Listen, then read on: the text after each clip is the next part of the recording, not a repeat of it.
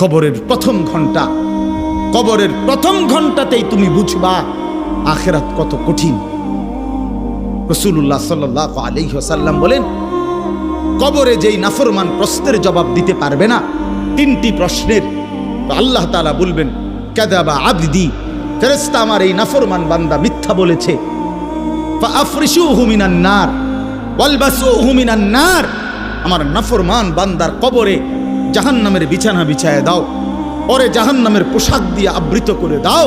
ওয়াফতাহু লাহু বাবান ইলান নার, জাহান্নাম বরাবর তার কবর থেকে দরজা খুলে দাও, কবর খুলে দাও।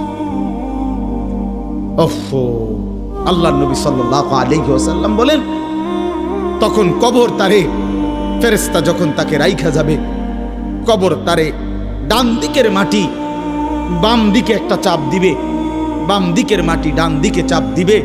আল্লাহর কসম, নবী বলছে হাত্তা তাখতালিফা আদলাহু, ডান পাশের হাড্ডি এবং এই পাজরের হাড্ডিগুলো করকর করে ভাঙ্গা বাম দিকে চলে যাবে। বাম